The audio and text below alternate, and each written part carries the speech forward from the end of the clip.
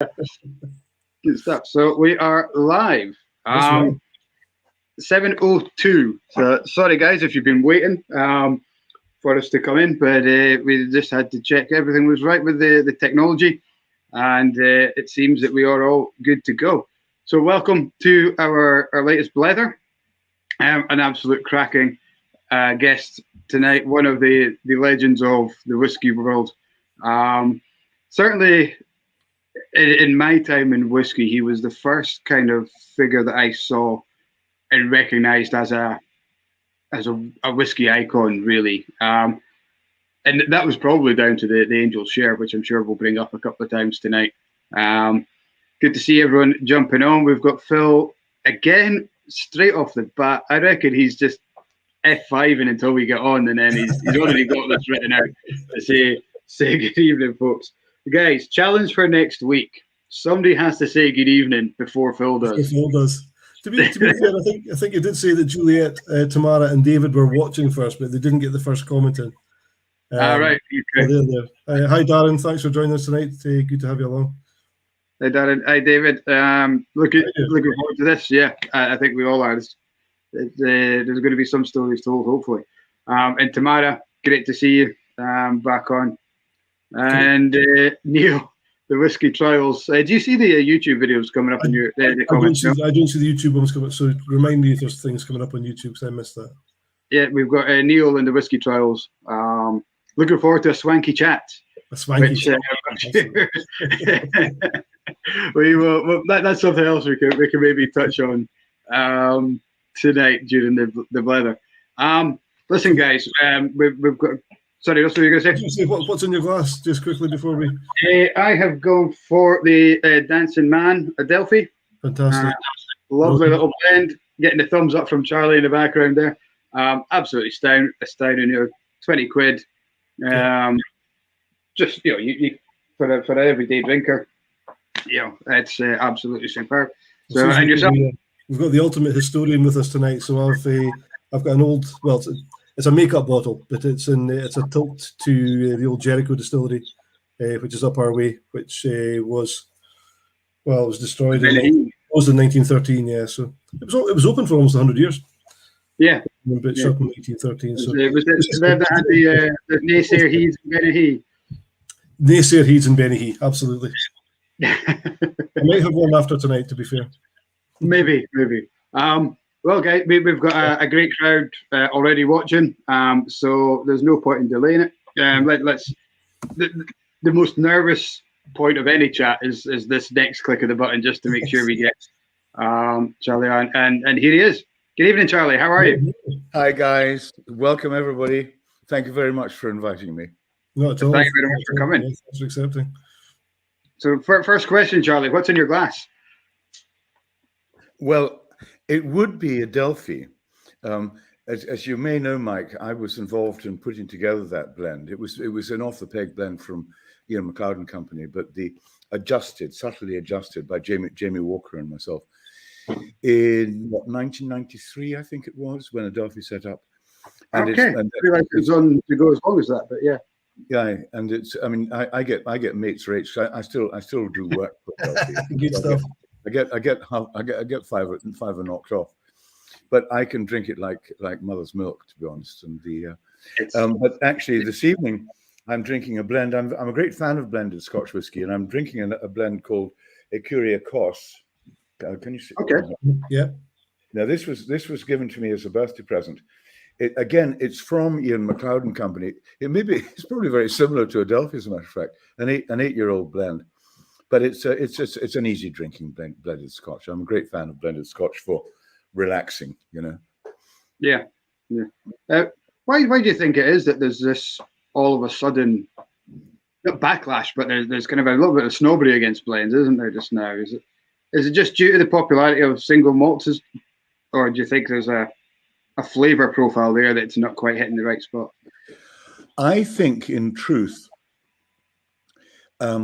people who have been brought to, and I'm talking beyond Scotland, around the world, people who've been brought to whiskey by exploring single malt Scotch whiskey, are now more tolerant you're absolutely right. There was a sort of, it's almost a sort of snobbery.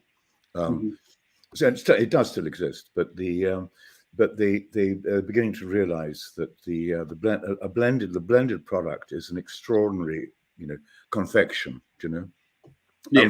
I think that the distilled industry lost the place in the early 80s, and when the production completely overtook demand.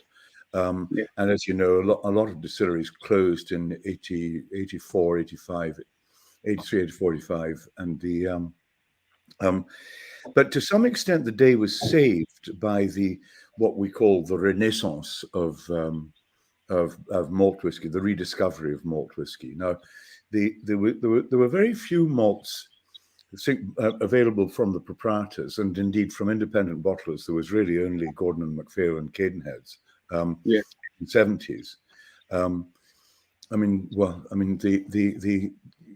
I think I'm right in saying that in 1980, only 1% of the malt whiskey made was sold as single malt. The rest all went to blends, and indeed, that was much better than 10 years before. It was 0.1%. 99.9% of the malt whiskey made went into blends. So the rediscovery of the joys and the complexities and of malt whiskey has really driven the market and introduced a lot of people to Scotch. But I think some of them are coming back and realizing. Well, I think that I'm glad that we all agree that the blended Scotch is a lovely, easy drink, and and as you say, for relaxing and for just enjoying your dram rather than kind of analysing or getting into it and kind of picking at it. It's so much more affordable. So much more affordable. Yeah. So one of those things you can easily buy a bottle of blends, a really good bottle of blends, for probably no more than mid-30s. You can get it much cheaper as well. It's fantastic value. You can buy a bottle of Johnny Walker Black Label through Sainsbury's, one of those big supermarkets, for 20 quid. Yeah. Come on, 12-year-old whiskey, Absolutely. I was reading. I've just not long finished reading Aeneas MacDonald. What a book! What a book! Brilliant. But I have to give you a short of it also if you haven't got it. But he doesn't speak kindly about blends, actually, does he? No, it's a polemic against blended Scotch. That's 1930. It was, I was going to say early century, But great read. As I may say, I think I wrote something on the cover of that, or it would be my desert island book. If I had to take a whiskey book to a desert island, it'd be Aeneas MacDonald. Wild man. This was the Ian Buxton abridgment. He wrote. He threw it and edited it, or not edited, but he did a lot of research into who Aeneas MacDonald was, which was brand new. Nobody knew. But no, it's a very, very good edition. That I would so recommend it to all of you. It's a lovely book. But it's interesting, as we were talking about the single malt rising and kind of the 80s, what his thoughts were 50 years before that. So he must have been a bit of a pioneer way back then. Yeah, undoubtedly. I mean, well, as he says somewhere, that in 1930, the malt whiskey was unknown to except a few gillies, lairds in the Highlands. What does he talk about? He bemoans the passing of an age of gold or something like that, which has all been lost to people who just slosh it down their necks. It was soda. Of course, it was always with soda in those days, blended Scotch and soda. But he's very opinionated, which is great. So. Yes, it is. He goes about the gentleman in London and drinking I don't think he calls it watered down, but the inferior blends and it's good stuff. Good bit. But and talking of pioneers in the whiskey industry, yourself must be one of the most recognizable faces, certainly, on the go. What stage did you find yourself at that kind of front face of the industry? At what point did you think, I'm pretty good at this, people listen to what I have to say, I could make a career out of this? Do you know, nobody's ever asked me that question. It's a very interesting question. I wrote my first job for a whiskey company, a little brochure, a little commercial brochure for Bell's in 1981.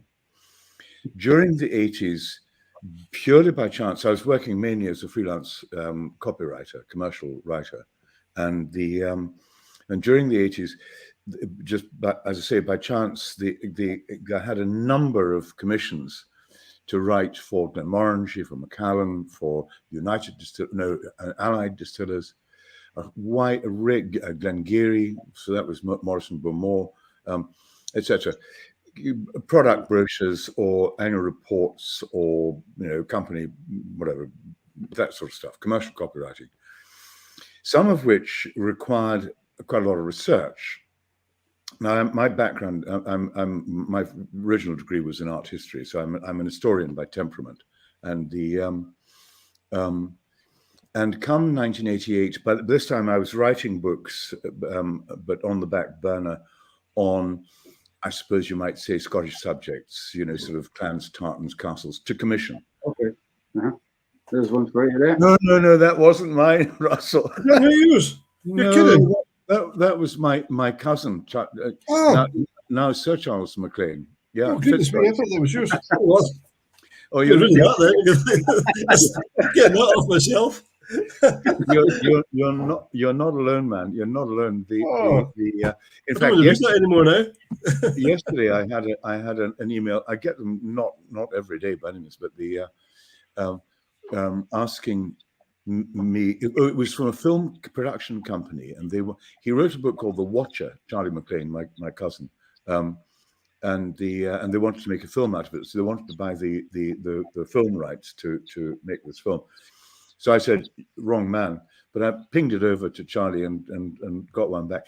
And we actually love it, the confusion, because I remember once I was doing a gig in Kiev in Poland, and in Kiev, what's that, Russia? Ukraine, Russia maybe. Ukraine, yeah. And the interview, there was a lot of press interviews after the tasting, and they kept going back. And what was it like being a cowboy? And what was it like playing in a rock and roll band? And I said, well, wait a minute now. You've got the wrong guy.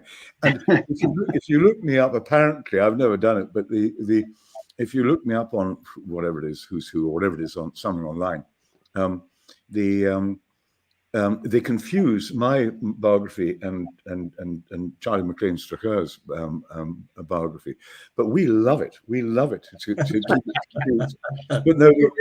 But thank goodness, it's a very good book, Island on the Edge of the World. It is, yes, absolutely, yeah. And some of you're not tempted to take the money for the rights. Yeah, just send the check too. Yeah. No, where were we? So I was writing books, and and it was always useful as a commercial writer to have a book on the back burner, non-fiction Scottish. Right.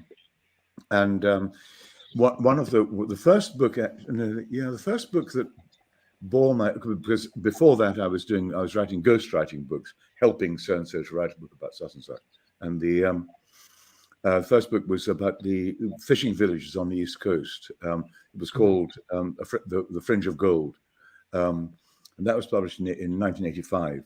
But come 88, I didn't have a book on the back burner.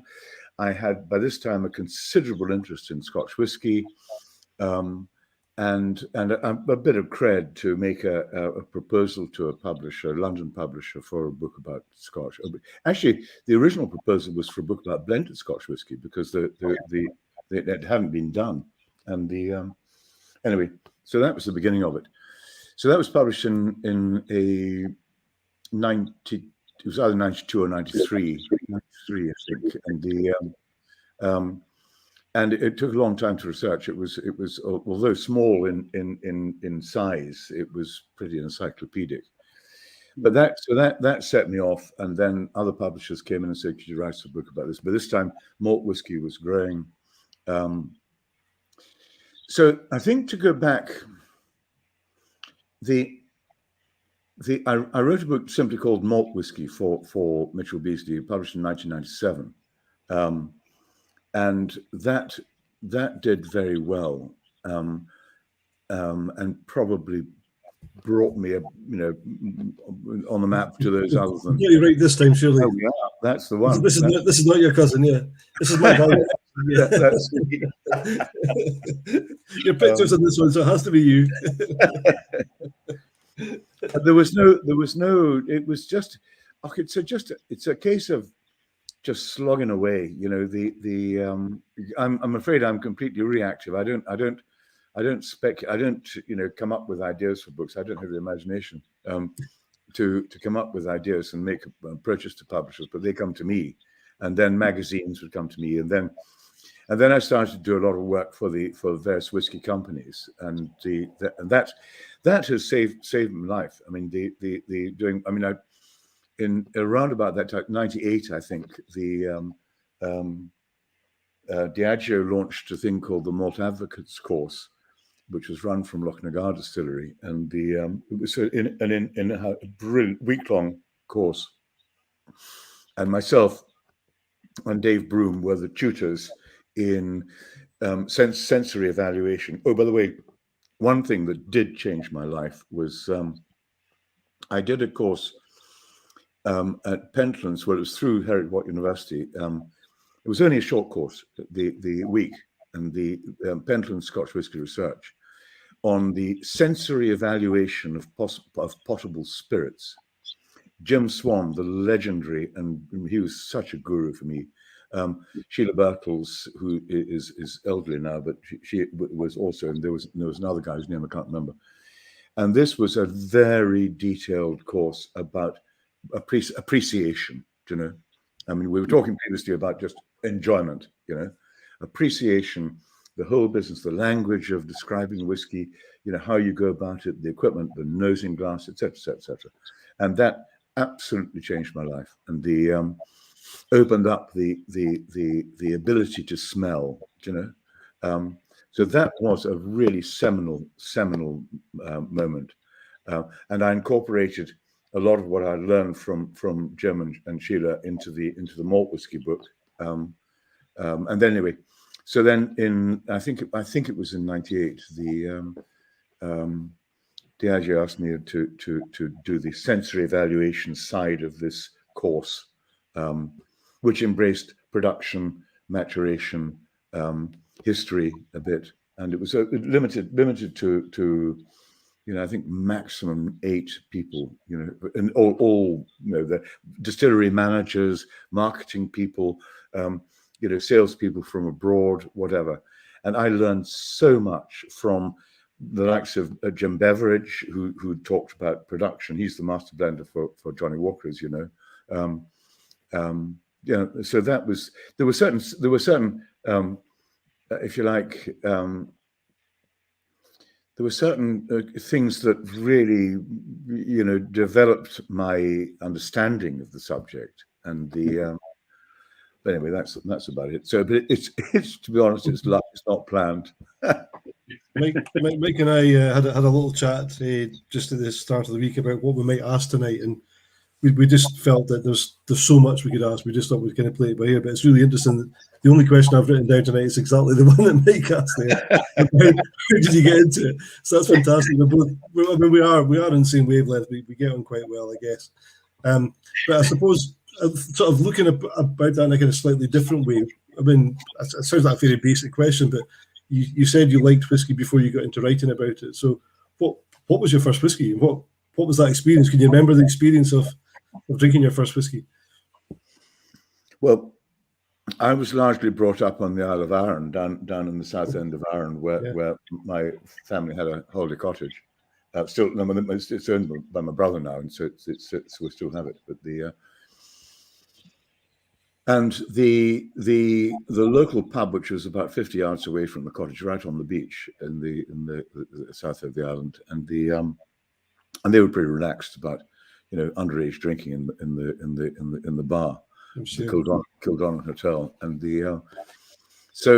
when you were in those days, the same would be true up in your part of the world. When you're a man, if you like, so say 16, 17, and you're up at the bar with the farmers, and in this case, the gamekeeper and the lighthouse keepers, if they're ashore, or the coast. There was a coast guard station there, and the boys, and they would. Well, first of all, it was always around. You'd start with beer, and so you'd maybe have 2 or 3 pints, and then they would switch to. And the key thing, of course, is that you buy your round, and it gets a bit confusing and a bit messy because somebody joins the thing and they buy you a drink, and then so then you buy them, but so these sessions. But at some stage in the evening, the old boys just used to switch to nips, to drams, and the halves, as they call them in that part of the world. And so it'd be half and half, or they'd have a bit of beer left in the thing, just a half. And now I have to say that at that time it was a bit of a struggle to take the whiskey, and indeed one of my earliest and perhaps most unfortunate memories was my dad he was a very keen sailor, and he used to organize a little regatta for little dinghies. There's an island just lying off the south end called Pladda, and it was called the Pladda race. And so the guys would come from Lemlash or from other villages on Arran and bring their boats down, and they would race around Pladda, and then they would come up to the house, and sort of early evening. And as a young lad, I was purveying the drams, and I got myself absolutely rat-assed, and I couldn't hardly walk. I crawled up the stair, and I won't go into the details. But we've all been there. yeah. But so that'd be my first experience. Of course, in those days, it was all blended Scotch. There was things like Long John in the bar. There was Dewars. Bells would be there. After all sorts of brands that have disappeared now. I don't think that the Kildon Hotel would have any malt whiskey. My dad always had a malt whiskey in the house. He was a teacher's man. He was a great blended Scotch drinker, but he would always have a couple of malts for guests. My first memory of being introduced to malt whiskey at school, and indeed at university, I had a great friend called Charlie Grant, and his dad was Russell Grant, who was effectively the owner of Glenlivet Distillery, and we used to go up to Minmore to Speyside on holidays, school holidays, university holidays, and I remember so we're probably talking about 68, I should think, and and I remember being given a dram by Charlie's dad, by Russell Grant, of Glenlivet, and so it would be a 12-year-old whiskey, so it would have been 1968, so it was made in the 1950s, and it was a cast strength job, dark color, and but I didn't like it terribly much. It was far too strong, apart from anything else. But that was my first introduction, to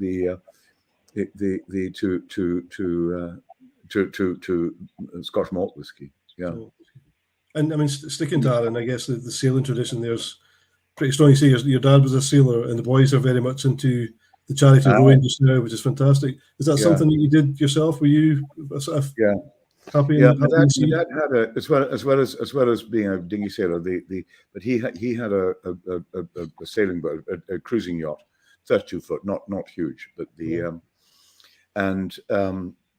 so I learned to sail, and indeed sailed a lot with my parents up and down the west coast in the late from the 60s actually, and but then after about when I suppose I must have been about 20, so that would be that'd be 71. He allowed me to take the boat off, and so I had 3 or 4 seasons of with crazy friends just sailing up and down the west coast. So yeah, so I don't have a boat myself, of course, but I do sail every year with good friends, cruising on the west coast mainly, and indeed with other friends in fancy places like the Caribbean or the Aegean or whatever. But hey, the west coast, you can't beat the west coast. No, of Scotland. absolutely not. I've never done it. It's something I've always wanted to do. And absolutely fantastic. We have got a host of questions coming in from the guys who are watching. We're going to have to try and pick through, otherwise we'll be here all night. Darren is just kind of following on here from what Russ was asking about your first kind of experience in whiskey. He's asking about, do you have a most memorable dram in terms of the spirit itself being good, and also because in the company, because good company I think is essential for a good whiskey. So do you have a memory like that? Oh, but you're absolutely right. It's very much to do with the occasion, the company. There are numerous ones, but one you see, which is perhaps quite surprising. Some years ago, I was invited to go and fish for salmon on the Tweed. It was in November. The Tweed closes very, very late. Bitterly cold day, and I went into a wee shop, a little corner grocer's shop. Drove down from Edinburgh. And the only whiskey they had was some completely unknown, what in the trade is called a secondary blend. In other words, rough as guts, And I took that down to as a gift for my host. Well, there were 8 rods, and we fished away. It was bitterly cold. It was a clear day. Somebody caught a nice, clean silver fish, and by about 4 o'clock, when the light faded, we went into the hut. We were chilled to the marrow, And we got the old Tilly lamps going and the stove going, and my host just took this bottle and just divided it. He had big tumblers, about that big, and just split it between the company. And they tasted it and they said, "Man, this is the best whiskey I've ever tasted in my life." And being d'un certain age, they were putting their specs on and writing. I've never heard of this one, right? That sort of thing. And but it was really rot gut stuff. But in that circumstance, it was ambrosia. I love a lot of the West Coast whiskies, and indeed through sailing and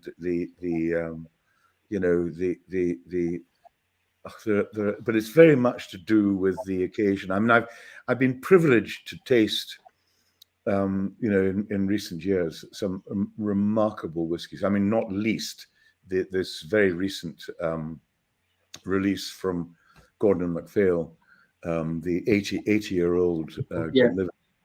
It is a Glenlivet. It is a Glenlivet, I think, isn't it? I think so, yeah. And I mean, thank God, because I tell you what, they sent me. This isn't it, by the way, but they sent me.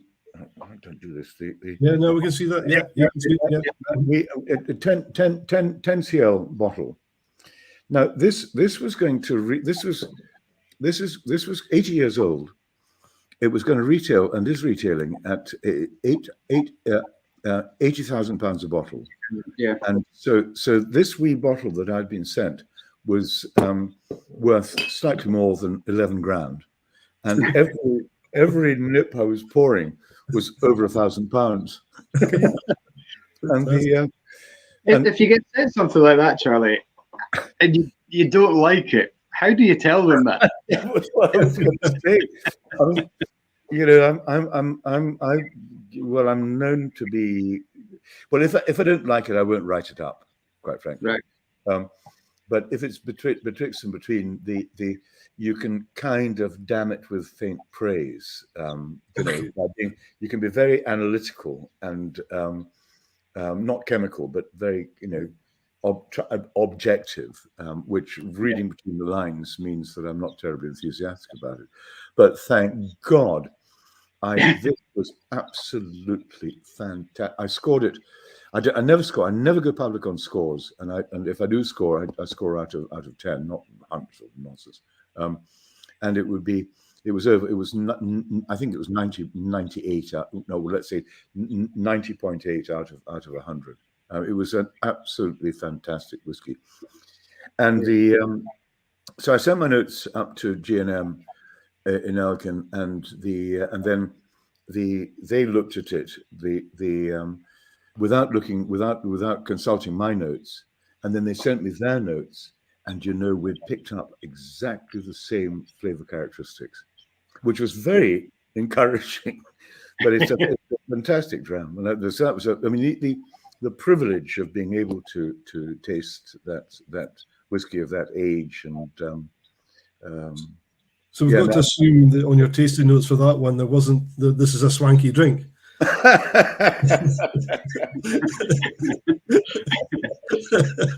Well, you're referring to El Dorado. El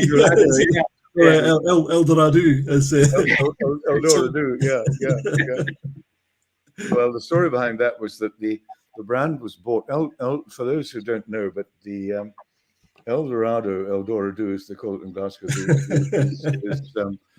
is like Buckfast, and it's like the Scottish Buckfast. It undercuts price-wise. It undercuts Buckfast, and it's just drunk by the Jakies in Glasgow. You see, in the Glasgow and North Ayrshire, and but this friend of mine who bought the brand, he thought that they could win a market, you see, against Buckfast of the same kind of market. And he came up with that. It wasn't my idea, but he came up with the idea of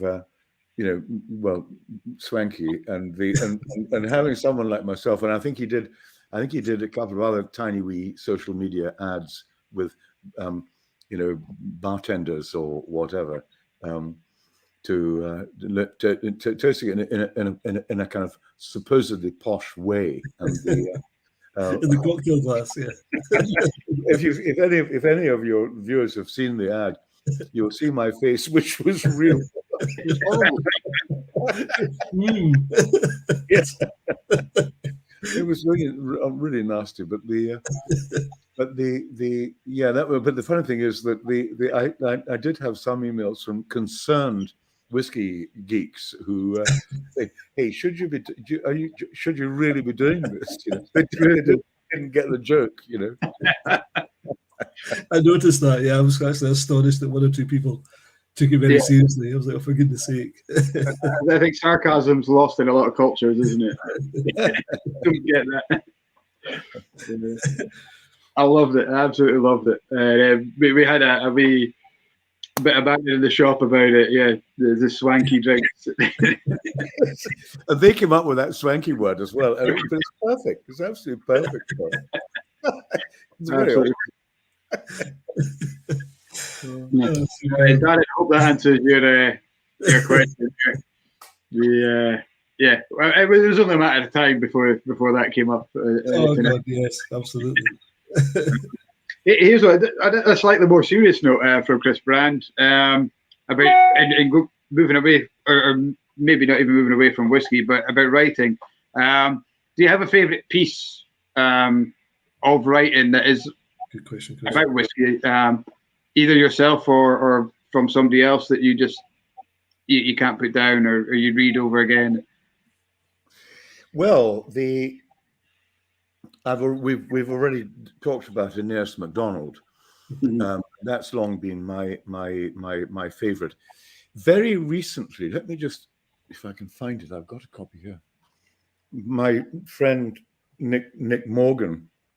Oh yeah, the new one. The new one. You're not reading it now, is it? Or something? I'm just in the middle of it just now. Yeah. I find it riveting. Yeah. Well done. I would agree. Absolutely. It's a fantastic account. It really is, and it's entertaining. It's not pedestrian. And he's a scholar, Nick, and and so the information. He's like Inez MacDonald. He's somewhat opinionated from time to time. I was going to say that he's putting the boot into terroir a little bit, which He, Yeah. he gives that a bit of a kick in the first chapter, which kind of took me a bit by surprise. But yeah, But you see, that's where he's speaking with the voice of the industry. You see, yeah, it's that the industry has certain things like they're obsessed by, like terroir doesn't exist, like barley variety doesn't make any blind difference to the flavour of the whiskey. Casks. There are various things that they have. Yeast, for example, where other distillers, American, Japanese, etc., and a lot of the new distilleries, by the way, who are exploring the influence of different yeasts, exploring the different flavor profiles developed by different barley varieties, etc. So it's a very interesting time we're in, because the who knows? I mean, the mad Mark Rainey. Yeah. He came on to chat us a few weeks ago, and we were talking all things terroir with him. Really? Yeah. Yeah. He's great because he's very provocative, and but he's obsessed by terroir because he comes from a wine background, and and it'll be very interesting. Hey, it's completely justified, and I think it's a great idea to explore these areas, because these new distilleries, not only in Scotland but also, as with Mark, in Ireland now, in Waterford, and they're looking for points of difference. At the end of the day, it all comes down to the flavour of the mature product, and a lot of them want to be selling it quite young to get some money in, and it remains. I haven't tasted Waterford. I was in touch with them today, as a matter of fact, because they want me to do a talk, and indeed an interview with Mark, which would be great fun. And but so I mean, I have an open mind about the influence. I think that a lot of what they say, in the sense of especially mature and especially long mature whiskey, the cask is probably the most influential. I think you'll be pleasantly surprised by Waterford if you haven't tried any yet. There's a couple of them in particular that I think are absolutely fantastic, and a couple of the ones that are actually barley grown, coastal grown barley, and I think you can taste the coastal. How interesting! How very interesting! Yeah. It'd be interesting to see what you think yourself when you get a chance to try some of those and try them. Well, I was writing something today for Whiskeria magazine, the organ of the whiskey shop, about Ben Romach. Ben Romach, which was bought by Gordon MacPhail in 93. It had been closed since 83 and stripped out, and then they took 5 years to reinstate, or to put their own plant in, much smaller stills than previously, and I went round. I was taken round by Ian Urquhart, the late Ian Urquhart, shortly after they'd gone into production. There were two very interesting things he said. First was the fact that shortly after they'd opened, and because they did 5 years when they got the plant all in, they did an awful lot of experimental distillations using different barley varieties, using different cut points, etc., to establish what style of new make spirit they wanted to produce. So they settled on it, and then soon after they'd gone into production, Diageo sent them they'd found a box of new make spirit which had been made prior to 1983. And this, and it was so similar to the one that they were making today, even though the whole equipment, the still sizes, everything, cut points, etc., were different. It was so similar, and Ian said to me whimsically, he said, the only constants, there was nothing left except one receiver tank in the distillery. So the only constants were the location and the water source. And it was very interesting, because again, water is something that's discounted, generally speaking, by the industry now. In the old days, of course, it was It was that which made the flavor, which I think is nonsense. I mean, it is nonsense. But what is there any contribution?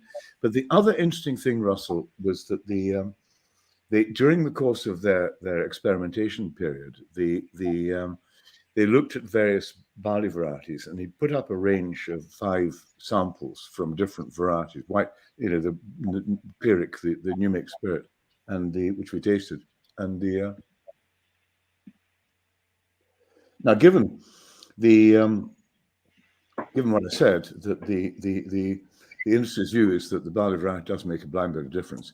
What they're looking for is something which generates more liters of alcohol per ton of barley. So in other words, it has no influence on flavor. Well, of these 5, 4 were, and there were things like Dorado and Chariot and Prisma, the different varieties and contemporary varieties. But there was one which was outstanding and so different, oily, heavy. Can you guess what it was? Yeah. Golden Promise. Right. Okay. Golden Promise. Of course, was widely used by the industry. I think it was introduced about 1963, something like that, and it was adopted universally. But the thing about and Macallan, of course, held on to it for a while, but they ditched it. They didn't tell anybody, but they ditched it, or used to mix, and they've now abandoned. I think Glengoyne had it for a while, and some of these new boys, they're using. I mean, what's the distillery done in Fife? Daft Mill? Not Daft Mill, I don't think. King's Barnes? No. No, it doesn't matter. But okay.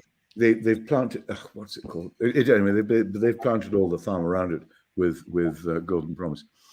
See, the problem is that, first of all, barley varieties become prone to disease, and they become a real bitch to grow a successful crop. They're difficult to. The yield on the ground is low, so the farmers don't get much, and the yield of alcohol is. Well, I think GP would probably, let's say it was producing about 90 litres of pure alcohol per ton. And now, of course, these varieties are producing 120 litres of pure alcohol per ton. So you can see for all sorts of reasons, why the industry has moved away from it. And this is especially true in relation to if the spirit's all going for blending, But in this era where the growth is going to be in malt whiskey, most of these new distilleries, for example, they've got to fight on the malt front, and so they've got to fight by flavor, and they don't have if they've got to have deep pockets, but they don't have the constraints of relationships with other companies for filling, So they'll be exploring this. So, but that was very interesting. So that the oiliness and it was. The other 4, quite frankly, they were all so similar to me. The Golden Promise was outstanding. It was so different. I think it's the Inverurie distillery that you're thinking of. Is it the Morrison distillers? Absolutely right, Mike. You're absolutely right. Inverurie, and they've planted all the ground which they own around it with GP. It's because now a few weeks ago, actually, yeah. I'm well known in the shop for my geekery around about farm machinery. I'm a frustrated farmer. I've never worked on a farm, but I've always wanted to be a farmer, in particular driving machinery. So I go around taking photographs of tractors and combine harvesters. I just can't help myself. So I was walking through the fields around about Inverurie just a few weeks ago. My wife comes from Newborough, not Newborough, sorry, Abernethy, which is just along the road. Yeah. Well, you know what I'm talking about. Yeah. Yes, absolutely. Yeah, and it's just this big flat fields, just full of barley. Yeah. Do you have any links with Kilhoman Distillery, Charlie? I do, because Anthony Wills is a very good friend, and I think that, as with my only close links to these new distilleries were Kilchoman and Ardnamurchan. And I think that I know that I introduced both of them to Jim Swan, and he was very influential. But other than that, but both of them. You could maybe get Russell a ride on the combine harvester. It's his Oh, lifelong yes. to ride the Coleman the combine harvester. So you got a good word with that, for us. So. Charlie said I could get a shot at the combine. Yeah. But haven't they both done well? I mean, Yes. Yeah. I mean, I don't know how Ardnamurchan's doing in the shop, but my goodness me, it sells off like snort right. It doesn't get a chance in the shop. You know, we get an order in of a Delphi or the Ardnamurchan, especially the single cast or the batch releases, and we don't bother unpacking it. There's no point. Yeah. It's straight. Straight out of the box. Yeah. Apart from, I mean, this guy does very well. But we buy bigger orders and it sits on the shelf. Once we explain about it, you know what it is, people see the price and it goes. It's a little bit slower, which is good because it means I've always got a chance to get it. It's a return buyer. The Dancing Man is one that people who've bought a bottle will come back and buy 2 or 3 more. Yeah, because they just think that's fantastic. I can't believe how much value for money that is, and they'll just take a few more. And you see, that is one of the big problems facing the new unknown distilleries. Yeah. The likes of the Dancing Man, the Ardnamurchan, they've got their route to market because Adelphi's got their agents, you know, all over the world. Yeah. They've got their route to market. King's Barnes through Weems, they've got their distributors and so on. Obviously, Gordon and MacPhail, Ben Romick, they've got everything. Andrew Symington at Edradar, you know, through Signatory route to market, and but a lot of those who don't have established agents, distributors abroad. And remember, 90% of the Scotch whisky made is sold in overseas markets, and so the distributors are going to be bombarded by people who these new distilleries. Hey, will you take us on? And and a lot of them will say, well, no, because they will be trying to sell it into the off trade, for example, and the on trade, of course, but the off trade. And the shops like yourselves, they'll say, but wait a minute now, you know, we space is limited, and in order to put your new unknown brand up on the shelf, we've got to take another one down. And the $1 million question is, as you say, will they buy a second bottle? Mm-hmm. Yeah. Because I mean, malt whiskey drinkers are explorers. They're pluralist. Nobody, perhaps unlike blended Scotch drinkers or many other, you know, they don't stick to one brand, you know, and they'll go around. And through social media, the word goes around, and people will, you know, hey, I must try some. I mean, I'm looking forward to trying Waterford after what you were saying. Yeah. But the $1 million question is, will they be able to get sufficient exposure? I mean, mind you, I think that online will help, but it and then it's all down to people talking about it, social media talking about it. And I think this is where, I mean, Ardnamurchan benefited. I mean, when Kilchoman came out, there wasn't any social media to speak of. No. And and then Anthony's three sons have done a fantastic job as brand ambassadors around Europe and around so on. And I mean, the fact they've doubled the size of the distillery and bought all the land around Kilchoman says that they're doing well, and good luck to them. And it's a very, very good dram Kilchoman, and it is interesting. I think what you say about distilleries is you're right. We are explorers as single malt drinkers. We want to explore every distillery. We want to try something for every distillery. But I've found as time's gone on, and I don't know if Mike's the same, maybe you are, that you do start to centre on about half a dozen or so that you tend to then continue to work your way around their range or to go back to. I mean, a classic couple for us, you know, the locals for us, the Glendronachs, the Glenallichys, the likes of those are ones that are fairly local to us, and we know the people there very well. So we tend to continue to support them and drink them. And I don't know if that's the same for most people, that you eventually find maybe 5 or 6 distilleries that you just like everything they do, you like the people, you like the story, so you kind of tend to pick away, and you'll grab a bottle. I think independent bottlers for me, once you kind of have done a bit of exploring, it's then onto the independent bottlings, because they're the different things. They're the different things that come out all the time. They're always different. You're always picking up something different and unique. Yeah.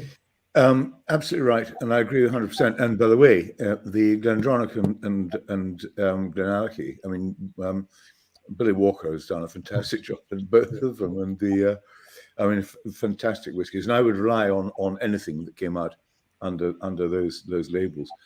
Independent bottlers is a very interesting thing, because the problem. One of the reasons why, let's say, established independent bottlers like Adelphi, like Signatory, like Weems is more recent, but like G&M, why they're building distilleries is that it is very difficult. I mean, I was a non-exec of Adelphi I was made a non-executive director in '92, no longer, by the way. But and some of the whiskies that Jamie Walker and I were offered were just unbelievable. Oh, back to the perfect whiskey. We were offered. Jamie was offered 3 butts of 31 butts, sherry butts of 31-year-old Springbank in around about then, about '93, and he could only afford to buy one. And we spent a whole afternoon nosing and tasting these to try and decide which one. Christ, man! You'd sell your granny to buy all 3. You take out a second or third mortgage. Yeah. But of course, in those days, they were. I mean, compared to today, sweeties. It's very difficult to find whiskey of that quality. For an independent bottler, and so some of the independent bottlings that I've looked at in recent years have been disappointing, and there are some which are just purely chances. They don't know. There's too many people, especially in the investment side of the business. They don't know anything about whiskey. They don't know anything about flavor. They just see the that value increases, and so you've got to be careful. You've got to, you'll know. You'll have certain independent bottlers who come to you, and who you rely on, and it's a challenge. It's a difficult one, because you get the ones that we've had in from the start. Of us opening, and ones who've come new to us who are well regarded, your Alistair Walker, your the Gordon MacPhail, the Lady of the Glen, and it's not, they're producing fantastic whiskey, great liquid. We think so anyway. The challenge for us is when they come out with, and every batch will have one of these really dark Coca-Cola whiskies. Yeah. No matter what distillery it's from, that's the one that will go, and the rest are kind of sitting on the shelf thinking, well, it tastes good too. Give me a chance. Well, I think the last Chenerik that came out in the last batch was a classic example. I'm pretty sure most people who bought that Chenerik had never even heard of that distillery, or never tasted them before, because normally it's a really, really light, clear liquid. But this one was black, and it just went. It disappeared, and I thought, gosh, okay. That's interesting. That is interesting. Yeah. Because, in the old days, they used to use, it was for blending. Yeah. Blended Scotch mainly. They would add E150. Yeah, no, the pre. Oh yes, the Paxaret. That's the one. Yes, Paxaret. Yeah. And I mean, if you taste some of these old blends made, well, I say old, I mean made in the 1970s even. I think Paxaret was banned in 1990, and as an additive that affected the flavor. Yeah. And so now you've got to use that spirit caramel stuff. E150. I just loved Paxaret, and because it was intensely rich, dark. It was a colorant, that was added as a colorant to make it darker, but it added a raisiny, sort of a deeper The blenders loved it, you know. Mhm. It's all banned. But you have to ask really dare I say it? In some cases, I think where if you've got you can tell it immediately if you're one of these independent bottlings, or indeed any bottling, which is very dark, and you think, wow, this looks great. Nose and taste, and it's actually the spirit caramel does not taste sweet; it tastes bitter. Mhm. It's like saccharin, you know. And it's really not very pleasant. And so it gives a lovely appearance, but the taste tends to be dry. And if they're not using the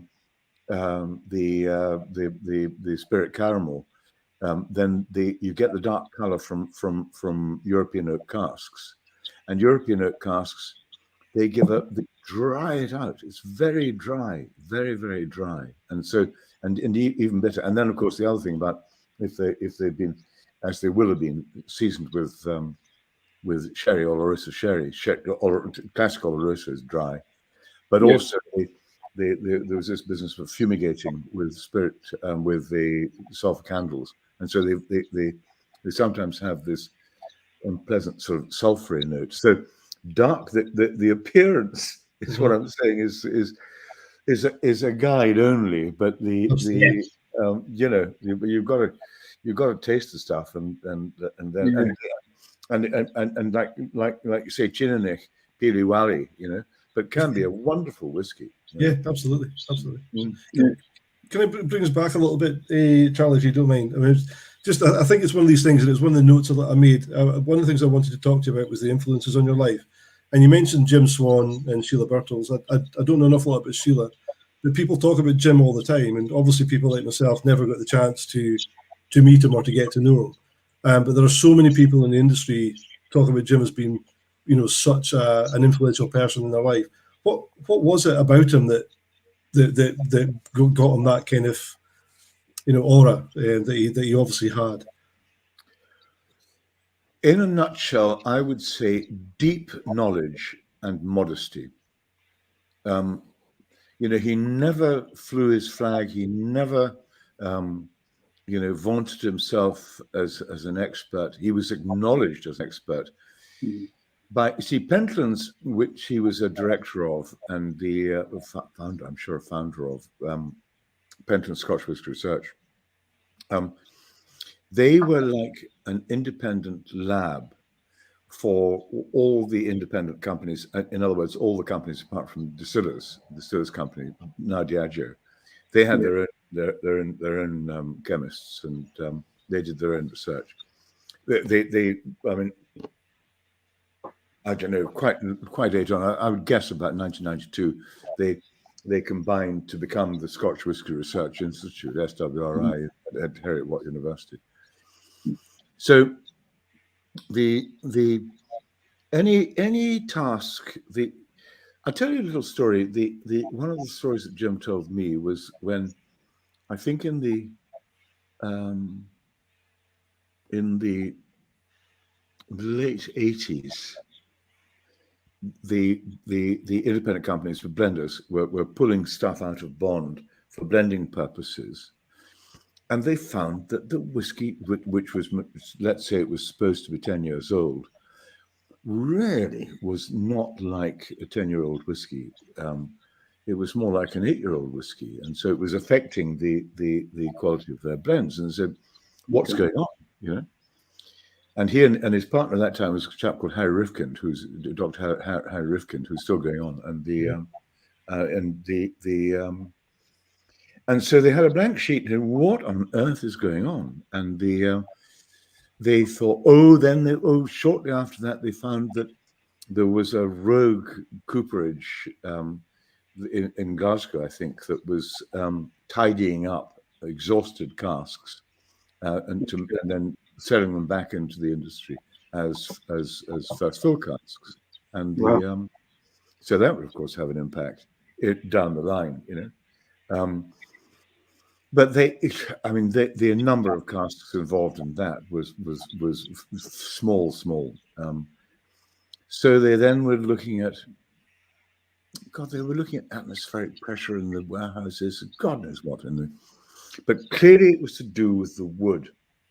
And so then they went off to Kentucky, and they discovered that the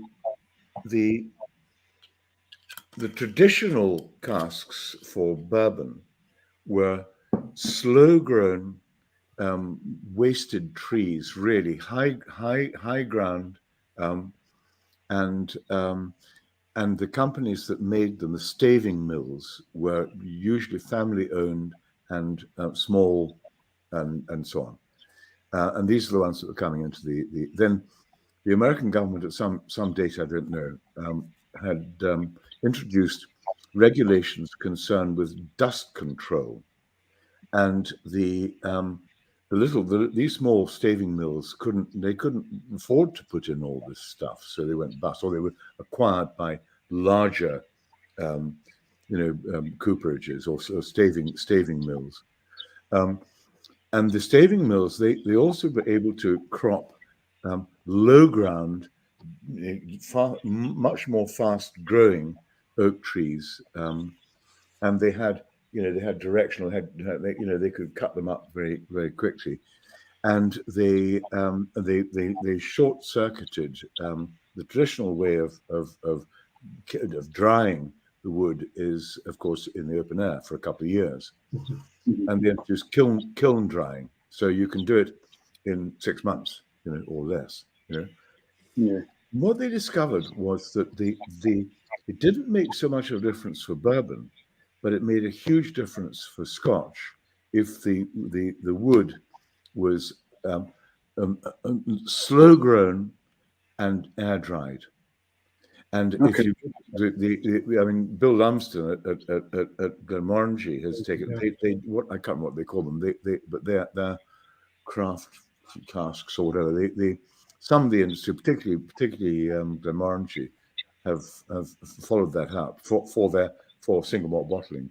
And so in the report that they submitted, they said that, if you want to achieve the same rate of maturation, same spirit character after 10 years, let's say, you should have at least a third of the staves in the barrel cask from slow grown wood. Now again, I don't know how many people in the bigger companies would even have recognized that, but it was that sort of extraordinary research that he was I would say, if not the world expert on wood maturation, but he was also he knew every aspect of distillation and so on. Some of the things, for example, the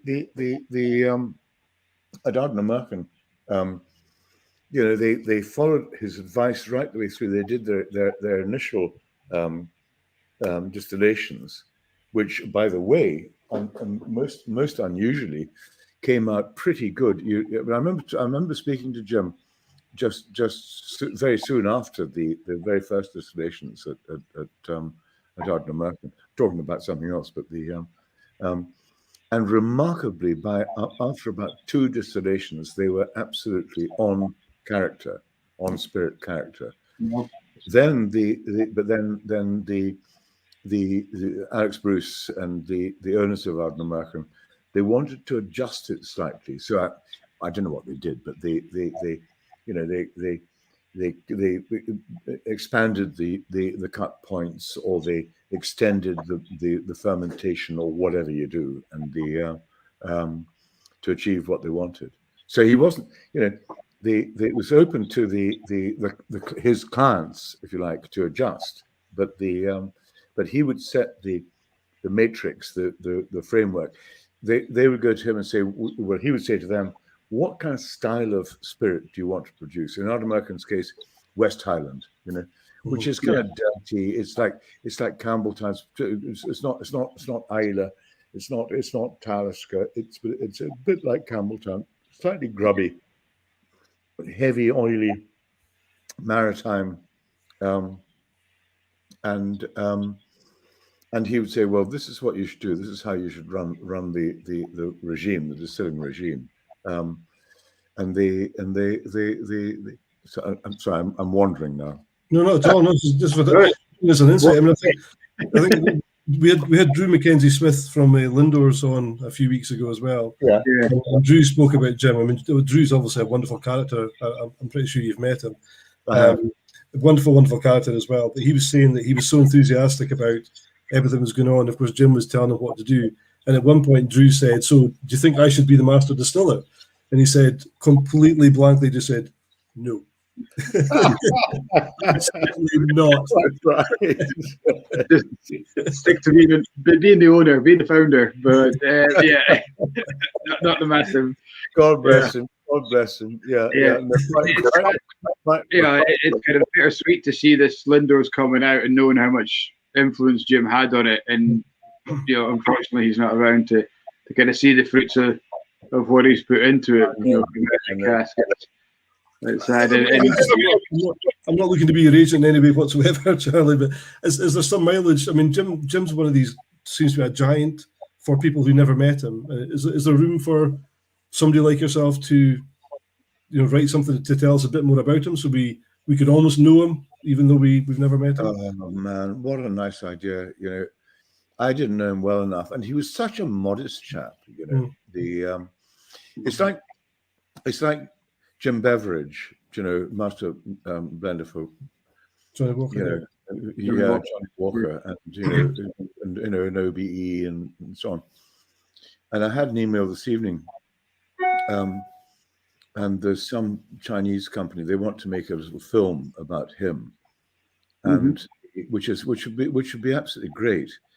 But I wrote back and I said, Jim would be horrified about this. Okay. I mean, because he's so modest, as was Jim Swan, and Jim Beveridge would say, "Hey, it's not just me; it's my team. I've got to rely on my team.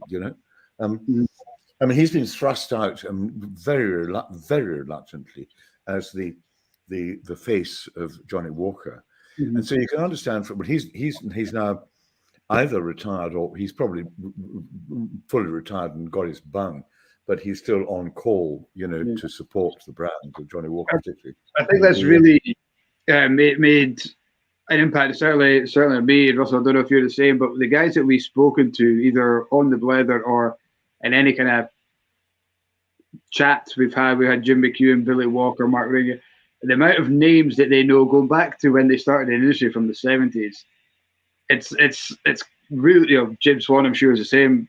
Is the humbling nature that they're just there doing the job and somehow ended up being the name on the bottle or at the face. To them, they're just another part of the cog, and it's great to hear them talking about this. And some of the names that Billy Walker was spouting out was people who he maybe worked with for 1 year in his 30-year career or whatever it was, but he remembers them and he remembers the key part that they played in his development. And is always keen to acknowledge it. So I don't know of any other industry that's so quick to kind of push maybe it's a Scottish thing, maybe it's that kind of humble kind of we're not that great kind of don't praise us kind of thing. And certainly there's certainly something. It's what's called the tall poppies syndrome. Yeah, you chop the heads off the tall poppies. That's the Scottish thing, Yeah. And the industry generally haven't. Well, I'll carry on with this, but they prefer all their operators' employees to be anonymous because they might change, they might whatever they want to. So the actual personnel is below the firing line. With the interest, with the growth in and indeed they will chop the poppies. They'll cut the heads off if they get too cocky. And I mean, within my experience, I won't mention any names, but people who are perceived to be too cocky or too eminent, and they're let go, and they go on to somewhere else. But It's almost like Alex Ferguson at Man United, isn't it? When a player got too big for the team, he was off. Is that right? Well, you see, there we are. It's exactly the same. I didn't know that, but that's very interesting. But you see, now the thinking behind Diageo China, who want to make this film, is that the cult of personalities actually sells whiskey. And you'll know that some of the brand ambassadors, the ones that know their job and have been in the game and understand the product and so on, and indeed in considerable breadth, are brilliant ambassadors, and their personalities and so on. Someone like Jim McEwan, who of course is absolutely imbued with, I would think of Jim as being the first true ambassador, not only for Beaumont when he was working for Beaumont, but you see, he'd started as a bloody, sort of maltster, He's a cooper, wasn't he? And finished as distillery manager, and then became a brand ambassador. But he was the greatest ambassador for not only Beaumont, but for Islay and for Scotch whisky in general, and indeed for Scotland in general. And you're right. It's people like Jim that the tourists in particular want to see. All these foreign people who flock to Islay want to see Jim, want to get in amongst that kind of raising the glass and all that kind of stuff. They don't want to see a shiny box from a corporate company based in wherever. They want the character. That's what the industry is about. It's the character. Well, it is. You see, and Bill Lumsden steps up to the plate for Glenmorangie. Former distillery manager, master blender, in the doctorate of whatever it is, chemistry, whatever it is, and he can do it very well. But he, like Jim, and we're in certain age, they don't want to be traveling around the world, even if they're traveling first class, all the time. They've got another life to live. But they want people who really know their stuff, and also who can present well and more broadly, rather than being completely brand focused. When you're presenting in the likes of intelligent markets like Germany, Scandinavia, in particular. My God, you'll be asked very difficult questions. Well, we had Stuart Buchanan on a couple of weeks ago from Benria Company. Stuart's a lovely guy, and as you know, his brother's Gordon Buchanan, the nature photographer, and he does all these kind of filmmaking. And I once said to him, how do you kind of equate your different careers? One's on the television all the time making nature films, and you're selling whiskey all around the world, big name. And he said, you know what? I sometimes wish I was Gordon facing down a lion instead of asking a question from somebody in Germany about whiskey. Because the audience there is so knowledgeable. It's like I can't. But Gordon's another good example of someone who really knows his stuff, and he's got terrific mild presence, but just does a terrific job. He's certainly one of our favourite kind of, when it comes to the talks and the tastings. Stuart's right up there, and his history as working on the shop floor, as it were. I think that's very important. You're not reading off a script. You're not telling stories that somebody else has told you. You've lived it and kind of been there, which is great. I don't know if you know. I just poured actually. Talking the Benria. This is the brand new port pipe 4833, which is a way to be launched. I was there on the distillery on Sunday. Got a tasting, and this was my pick. So this is a peated port pipe from it's very good. What Mike's not saying is he was at Benria last week because his wife took him up there for his birthday. It's a very nice present. Hats off to Tony. I made a comment once that since owning a whiskey shop, no one buys you whiskey for your birthday anymore because they think you'll get it yourself. You'll get it for yourself. So I made this comment once. So this Tony took me up to Benria for the one of the tastings, and we came away with this port pipe. And Rachel, obviously, there now, Rachel Barry, who is doing a great job, I think, at Glenzon. I mean, big, I don't think there's bigger shoes in the industry to fill than Billy Walker at Glendronach, which is doing a great job. Yeah. And from Inverurie as well. As a youngster, she was born and bred in Inverurie, so we have a wee affiliation to her there as well. And I believe Rachel was born in Inverurie. Yeah, Really, yeah.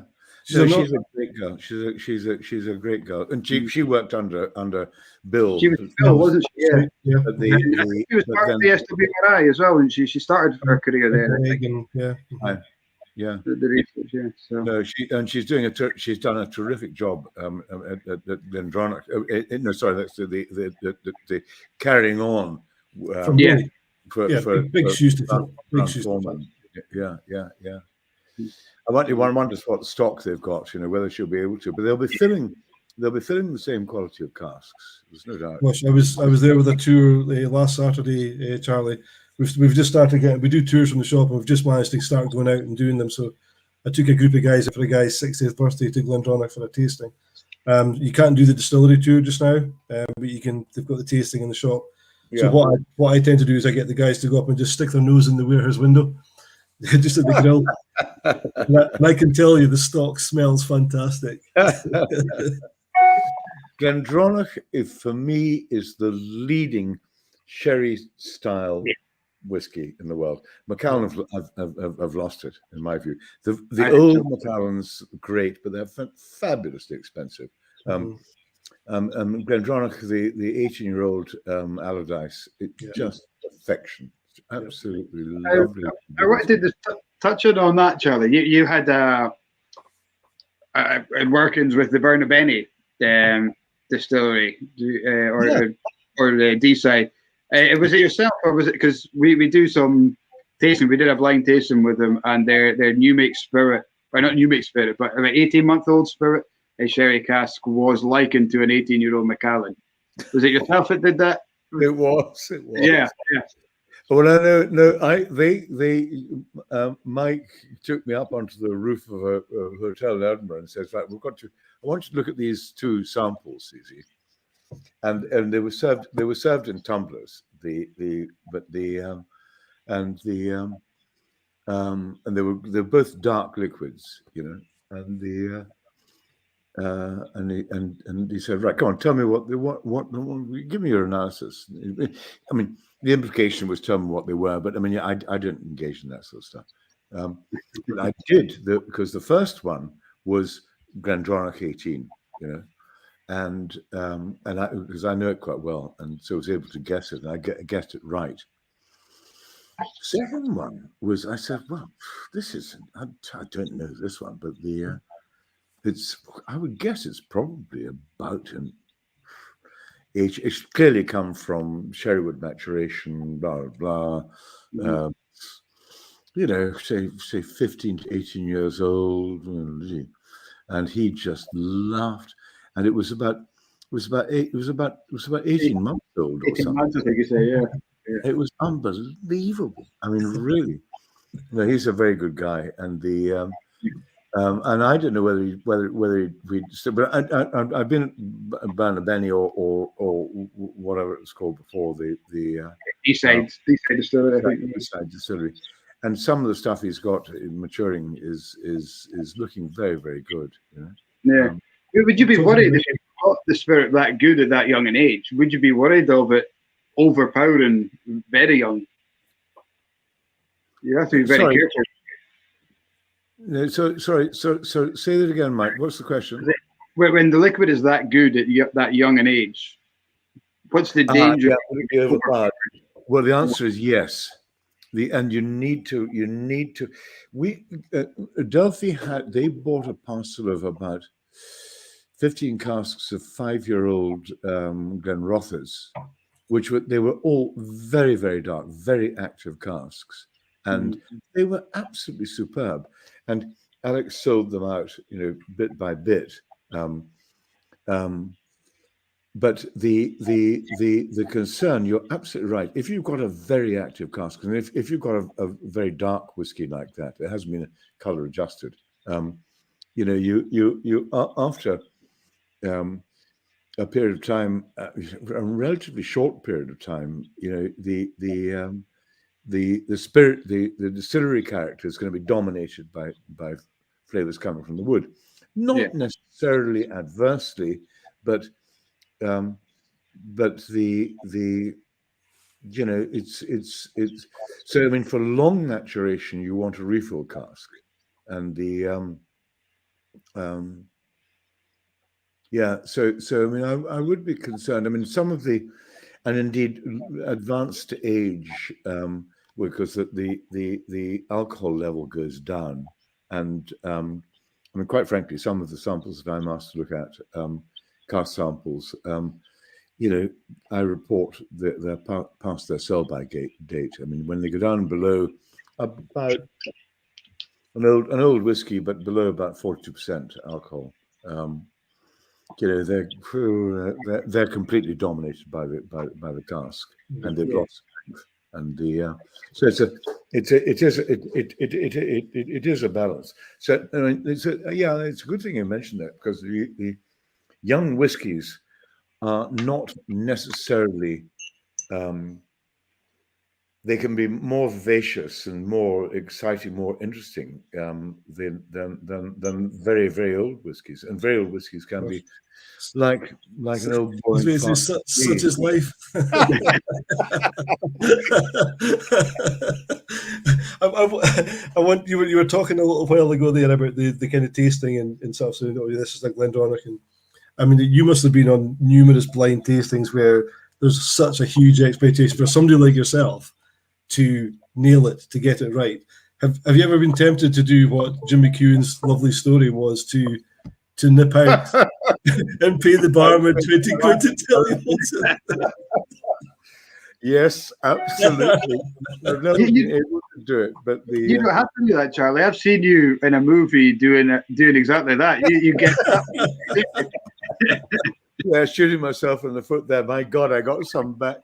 I got some feedback from that. How can you not tell the difference between the Barclays and the Cragan Moor?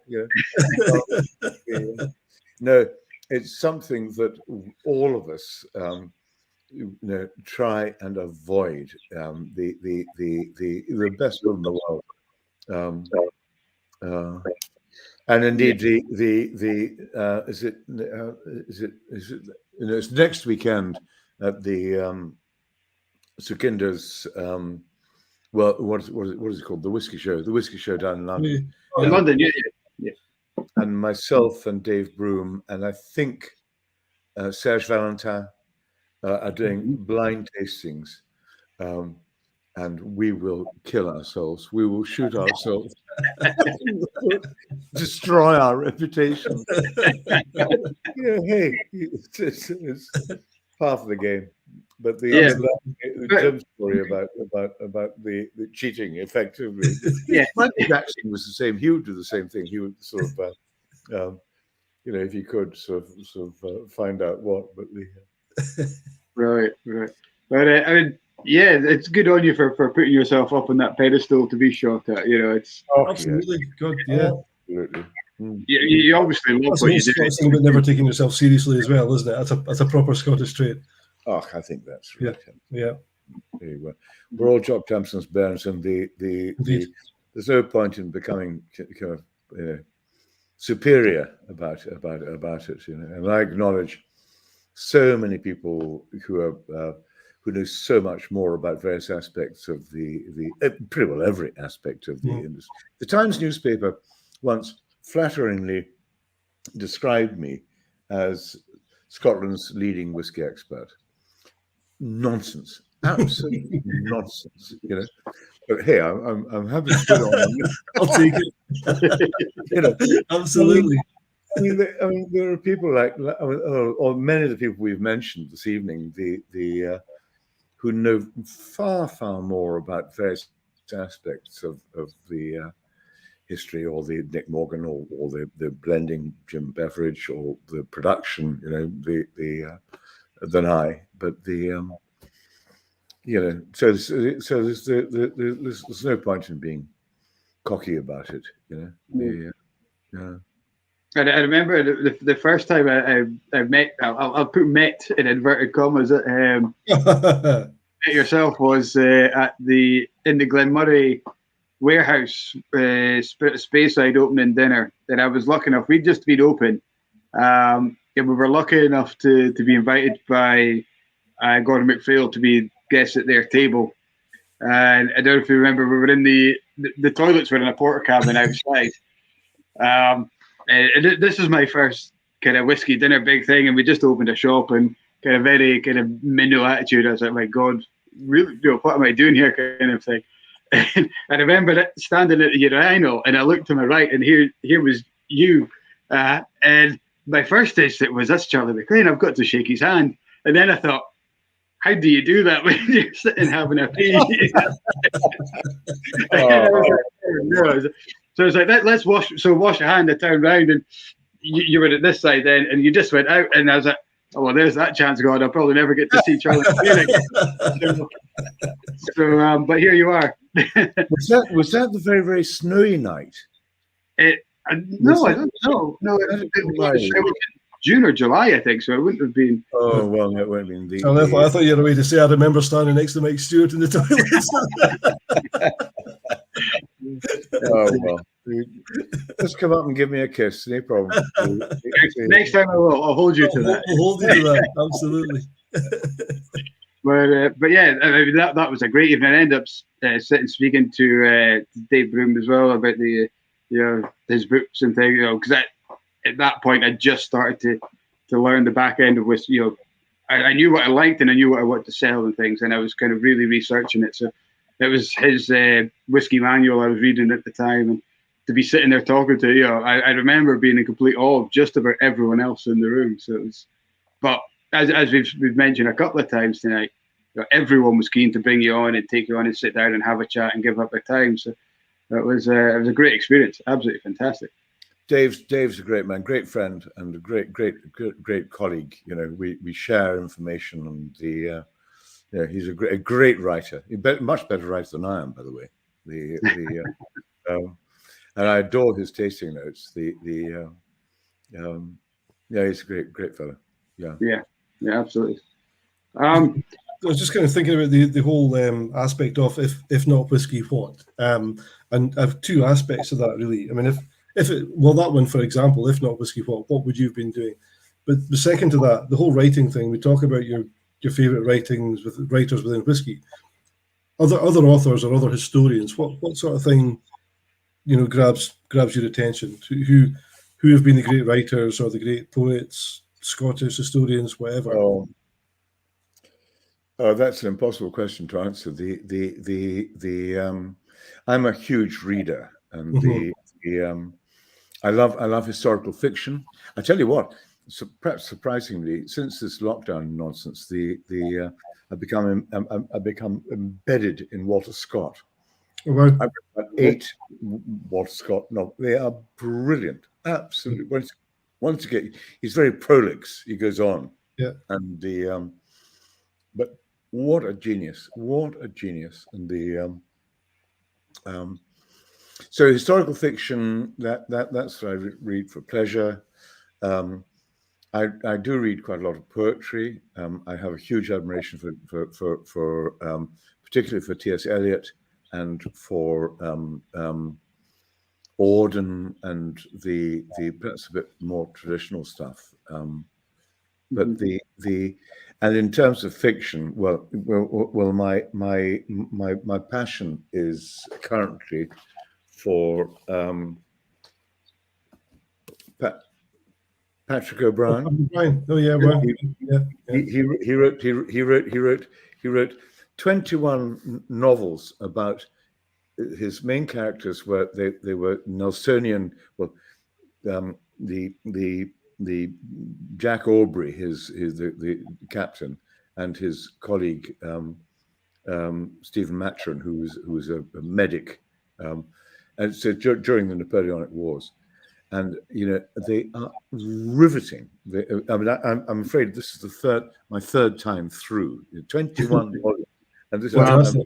This is number 8. Yeah. It's number 6 of in my third time through. But then perhaps pathetically, if I was asked to do sort of what would I take to the desert island, and I said, well, the deep works of Patrick O'Brien. But actually, failing that, I am a massive admirer of Tolkien, and I've got 3 boys, as you know, and I've read The Lord of the Rings 4 times, once to myself, and then to each of them as they were growing up. Right. I have the hugest admiration for Tolkien. I love it, and so you can see I'm a romantic, you know. Yes, absolutely. You like the classics. Yeah. I like the classics, but Scott's very, very romantic. So I'm you know, it's romantic classics, or romantic, you know. And that's what the whiskey, the kind of out with the big conglomerates, the whiskey industry is about romance. It's about passion. It's about stories. It's about sharing. And it is. Yeah. It is. And it's the stories and the romance that really, you know, sell whiskey, to be honest. That's what differentiates Scotch from non-Scotch, quite frankly. Probably any other spirit as well, I think, not just whiskey, but any other spirits. Yes, absolutely. So don't you know, it strikes me that the current, I don't want to become political, but the current government Scottish government would ditch the baby with the bathwater. You know, they want to move Scotland on to become a modern kind of European country, but I mean, our selling point is all the rest of the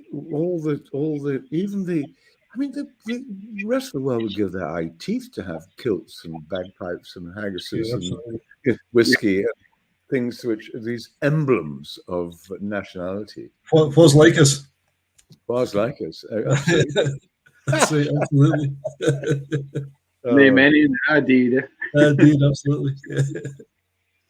And they're not our deed, thank goodness. Well, indeed, yes, plenty still alive, absolutely. Keep celebrating. Tonight has been an absolute blast. Charlie, just listening to you has been mesmerizing. I can't wait to go back and listen again. I'm often caught short when we do these blethers, trying to listen to everything you're saying, thinking of the next question, and try to keep up with the comments as well. So I always try and go back and read and watch again. So I'm very much looking forward to going back over this and catching up everything that I've missed. It's been an absolute pleasure having you, and thank you for staying on for a wee bit longer than the hour we planned. Well, that's what we do, Mike. Thank you so much for your. That's so kind of you to say so. I've just burbled on, and I hope you'll probably find that I'm terribly boring when you listen to me. Absolutely not. So just to go back to your comment about some of these people who you think are more educated than you in the industry. There's 2 things about people who are entertaining, who are legends in any kind of line of industry. 1, you need to have the knowledge, and 2, you need to be entertaining. And sometimes people who are entertaining don't have the knowledge, and sometimes who do have the knowledge aren't entertaining. And you have got both in spades. So, you know, I think that's what really sets you above the rest, Charlie, that's to be fair. Kind, Russell. That's so kind of you. So kind. Yeah. It's been an absolute pleasure. And we say, not to everyone, but we say to most of our guests, a lot of our guests, is we have to have a part 2. I won't have anything else to say. Well, absolutely lovely. Well, we could just have a dram. But not only that, we need to get you to Inverurie just to come and see us. And I'd love to. I'd love to. Yeah. We haven't touched on really. Well, we touched on the angel share, but we haven't looked into that yet. So there's another story altogether. That one. That's an excuse for it.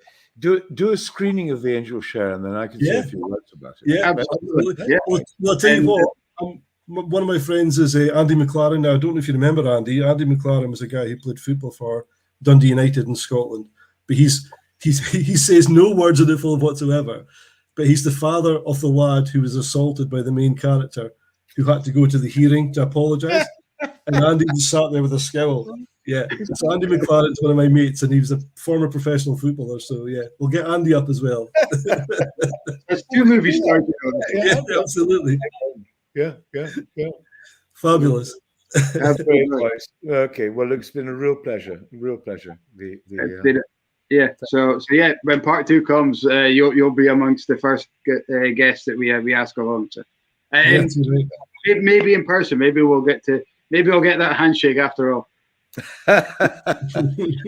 Before too long, I'm sure. Absolutely. I hope so. Thank you Thanks very much, guys. Thanks for listening. Next week, Russell, who have we got on next week? I don't know. Trying to think. Is it Lady of the Glen next week, or is it Megan and Paul? It could be, or it could be. Well, it may be from gosh, Ardnamurchan. Oh, it's Connell. Yeah, I think it maybe is. Yes. I think we do. Yeah. Guys, we've got lots and lots and lots of good people coming up. So yeah. So many we can't remember. We've got Connell. We've got Graham and Paul from Lady of the Glen. We've got Mark Watt from What Whisky coming up. Oh, he's good guy. Yeah. We've got so many great guys coming up. So we just David Muir, brilliant Blether guys. Great to listen to guys with knowledge and humility. Good bunch. Sit in a snug and talk for a few hours. That's what it's all about. We try and encapsulate the idea of whiskey in an hour or an hour and 25 minutes, however long it takes.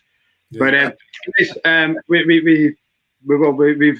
kept you too long, and have a great night. Thanks very much. Okay. No, everybody. Good night, guys. Thanks very much.